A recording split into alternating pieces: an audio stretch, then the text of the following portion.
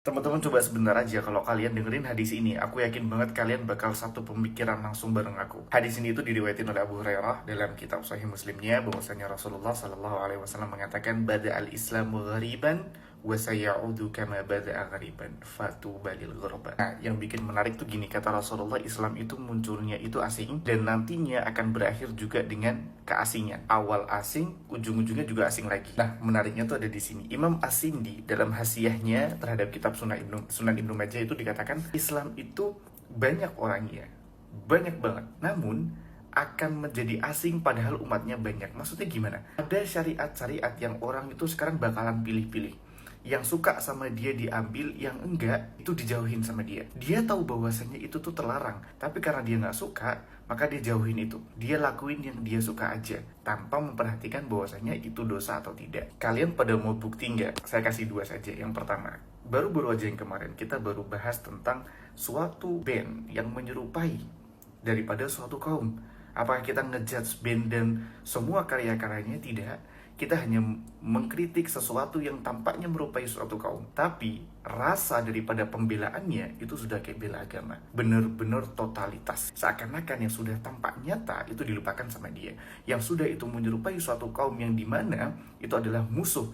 Karena dalam Al-Quran dikatakan iblis dan jin itu musuh nyata buat kita.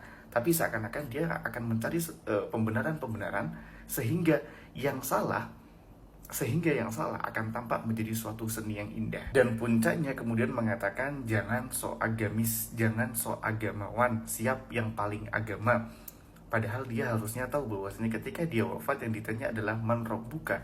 Dan lucunya yang ngata-ngatain jangan sok agamis adalah kaum muslimin. Kira-kira hadis tadi tuh pas banget gak sama kejadian ini? Islam terasa asing banget ya oleh kaum muslimin sendiri. Kemudian contoh yang kedua, sekarang itu banyak banget di FYP di beranda kita ya, ada orang-orang yang wajahnya oke-oke saja tapi melakukan operasi plastik, melakukan filler hidung, melakukan perubahan-perubahan yang sudah Allah kasih dengan dia dengan sebaik-baik penciptaan. Seakan-akan dia mengatakan Allah itu kurang pas nyiptain saya, Allah itu gak bagus bikin saya tuh kayak gini, maka saya harus rubah. Dan perubahan tadi, dirubah ciptaan Allah tadi hanya untuk kebutuhan dunia media sosial semata, hanya untuk penampilan saja. Merubah itu tidak semuanya haram. Contoh misal kamu giginya itu berantakan banget, gingsulnya ada 5 misalnya, maka nggak apa-apa, silakan dibehel, silakan dicabut.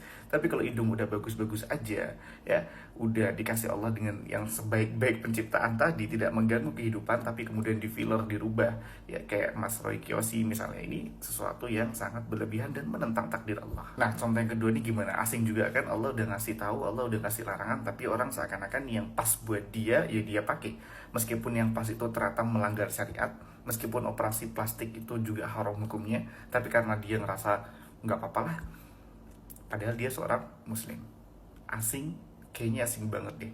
Ya yaudahlah, semoga yang penting saya dan teman-teman semuanya Allah jaga, dan semoga kita tidak asing dengan agama kita sendiri, dan kita dijaga dari orang-orang yang membuat kita asing kepada Allah. Semoga bermanfaat. Barakallahu fikum.